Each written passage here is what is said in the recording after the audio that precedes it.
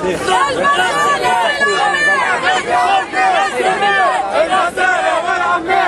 الخامس. كنت تحكي لنا على سبب المسيرة والحاجة اللي خلتكم تقفوا في الشارع. في الحقيقة إن الناس تعرف يعني تم نداء لها يعني على الشباب من أجل هي وقفة عالمية على مستوى عالمي.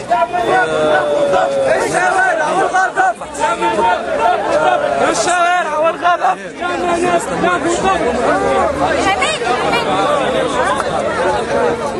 هاك تشوف الاجواء كبيره. وبدات الحقيقه هذه وصلنا اليوم ل 11/11 عن طريق يعني مراكمات بدات في الحقيقه يعني في الولايات المتحده الامريكيه كي خرجوا الشباب الامريكي يعني وندوا في شارع وول ستريت امام اكبر بورصه في امريكا ضد وندوا يعني بطغيان راس المال والدكتاتوريه الراسماليه اللي اليوم وصلت لمرحله كبيره وهي مرحلتها الامبرياليه اللي استعبد الانسان فيها من قبل رؤوس الاموال. وتوجد التحركات في امريكا تحركات العديد من البلدان في العالم مثل كندا مثل ايطاليا مثل فرنسا وتونس. وجاء 2 نوفمبر وصار الاضراب الكبير في الولايات المتحده الامريكيه ثم تمت الدعوه للوقفه الاحتجاجيه هذه نهار 11/11 من اجل يعني شعار واحد كنا ضد راس المال كنا ضد الراسماليه.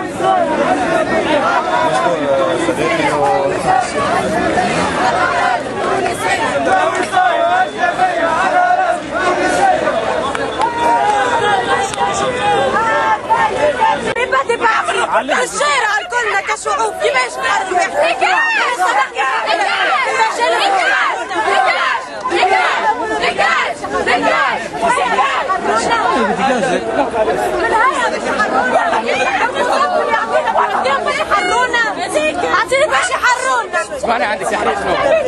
الشعوب هي اللي تحرر نفسها ماشي الحكومات هي اللي تحرر الشعوب عايشين مش ماشي اللي بالمناطق يحررونا عايشين انت وانا والكلنا نحرر نفسنا مش لا اسلامي مانيش اسلامي وانت العشرين كيف الشيوعي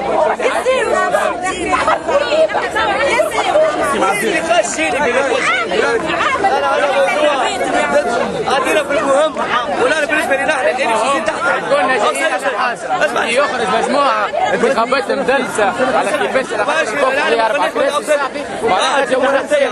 ديمقراطيه وصندوق هو حكم. لا ما يهمنيش شكون تو شكون شكون. المهم يكون مع الارضيه الصحيحه الارضيه الصحيحه اللي هي مع تجريم التطبيع.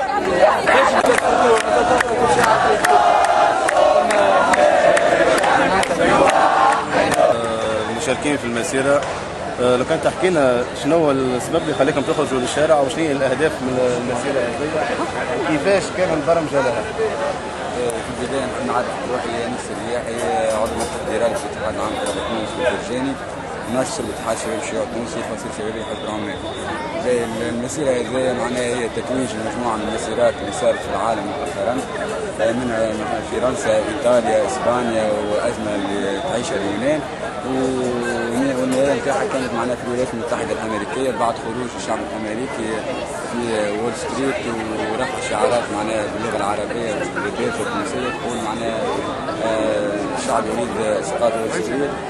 وزي معناها اخترنا ال 11/11 2011 كذات معناها انترناسيونال باش العالم الكل معناها يخرج ينفذ فيه النظام الاقتصادي العالمي والنظام الرأسمالي المتوحش اللي معناها يقوم بالضرورة على الربح الأكثر اللي معناها جراء السياسة الاقتصادية اللي يتم تفكير العديد والعديد من الطبقات العاملة والعائلات الفقيرة والمحتاجة في حين معناها كمشة وتغنى من البرجوازية معناها تستنفع ياسر بالنظام هذايا وتحقق الربح على حساب الطبقات والجهد للمبيع العالم معناها الرئيس العالمي. وعلى ذلك قررنا نحن معناها اتحاد شباب الشيوعي التونسي بان معناها نقدموا مشروع معناها الفصائل الشبابيه اليساريه والاحزاب اليساريه خاصه منها الماركسيه معناها تنظيم مسيره معناها حاشده كما هذه. وقررنا انه تكون معناها المكان نتاعها ساحه حقوق الانسان كرمز وتعبير معناها جميع حقوق الإنسان في العالم. لو كان تحكي لنا شكون من الأطراف المشاركة في المسيرة هذه توجهاتهم السياسية أو الفكرية في جميع محتوياتها؟ معناها التحرك نتاع اليوم يشمل العديد من الأطراف كلها معناها يسارية.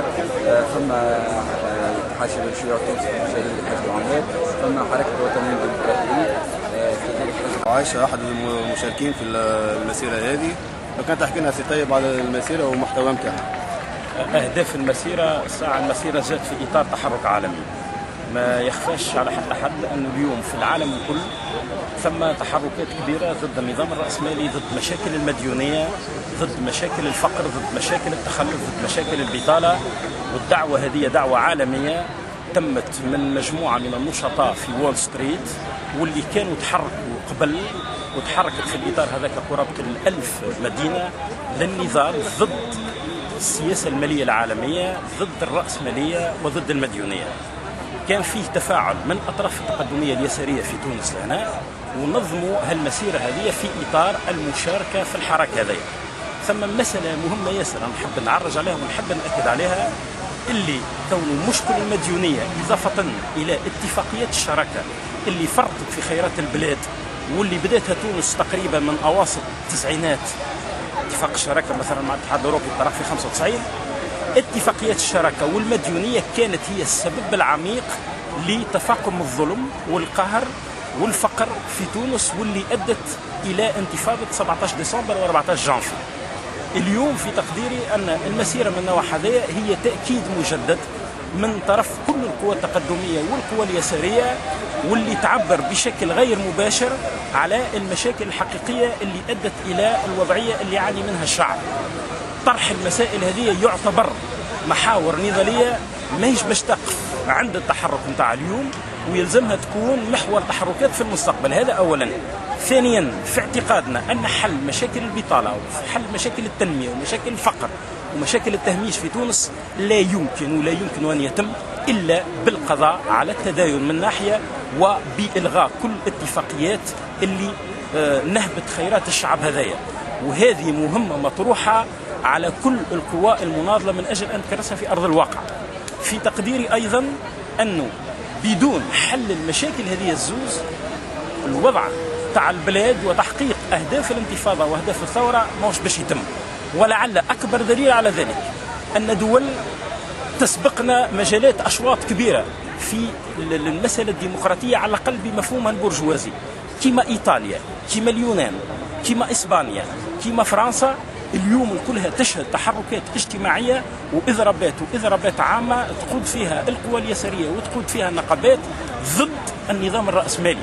ولذلك ما يكونش عندنا وهم أن إذا كانوا نقولوا عملنا انتخابات للمجلس السياسي ستكون الطريق مفروشة أمامنا لتحقيق أهداف الثورة والقضاء على الظلم وعلى الفقر وعلى عدم التوازن في التنمية وعلى التهميش وعلى غيره.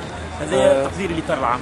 سي طيب وعايشة، نحن في بالنا على حسب المعلومات اللي عندنا اللي كونوا الأطراف الموجودة هنا أكثريتها من اليساريين، لكن النقابيين هم مش متواجدين. لا، أنا باش نقول لك الأطراف يسارية موجودة، لكن ثم أنا درت في المسيرة وشفت ثم حضور البرشا مناضلين نقابيين رغم اللي عندهم الطبع المزدوج في الانتماء، ثم الانتماء السياسي نتاعهم ولكن عندهم أيضا الانتماء النقابي.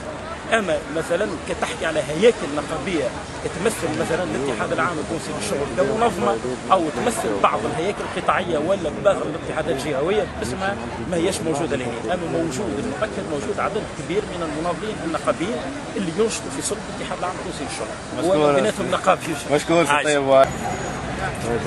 هاي أنا بس غادي والله نلعبها فرما مع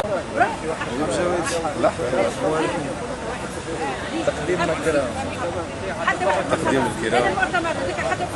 لو كان قدم لنا روحك مواطن تونسي. لو كان تحكي لنا سي أيوب على المشاركة نتاعك وشنو هو الأهداف منها في المسيرة هذه؟ والله هي في الأول ساعة مساندة للتحرك اللي قاعد يصير في وول ستريت بالأساس في أكثر من 180 مدينة في العالم. تحرك أممي صح التعبير.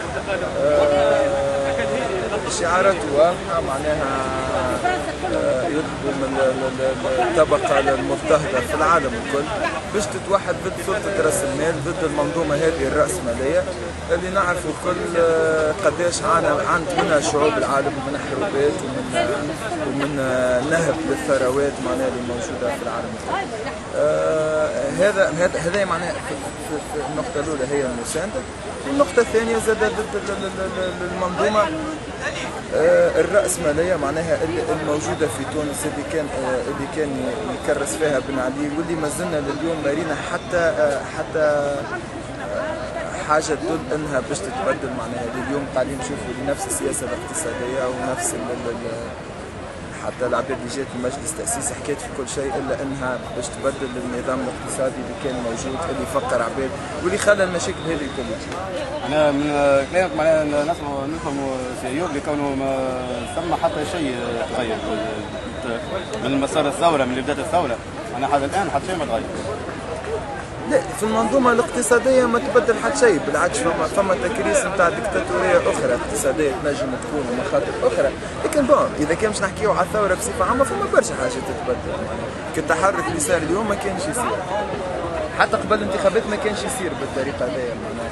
نقول هو اغلبيتهم الشعب التونسي الكل، اما شفنا معناها في الرياده معناها تشكيلات اليسار الكل اللي قادت معناها التحرك هذا اليوم اللي ما كان معناها فما حاجات جديده، يعني قاعدين نبدلوا، قاعدين نقدموا في خطوات لكن صغيره صغيره صغيره، وفي نفس الوقت زاد فما حاجات قاعده توخر بنا اللي هي المنظومه الاقتصاديه. شوفوا في بوادر معناها تاع تحالفات واستثمارات قطر وبرشا حاجات قاعدين نسمعوا عليها اليوم، والحكومات الجديده ولا العباد اللي طالعه في المجلس التاسيسي قاعده تطمن في الحكومات معناها الامبرياليه ولا العميله التابعه للعالم الكل كي فرنسا وكي قطر وكي امريكا وكي غيره، تطمن فيها ومش قاعده تطمن في الشعب التونسي اللي هو عمل له ثوره واللي هو ضحى من اجل معناها المطالب هذه اللي حتى حد ما حكى عليها. حسب ما نراو الناس في الساحه موجودين معناها ما ثماش خلق من طرف عناصر الشرطه. لا اليوم ما فماش، فما بعض المندسين كالعاده معناها ما يسالش فما يكرهون عليها الكلمه هذه، البوليس السياسي معناها اللي مازال متواجد وقاعد يجي بجنبك ويسالك ويحكي معك ويدخل في وسط المسيره من السباق معناها ندسوا في وسط.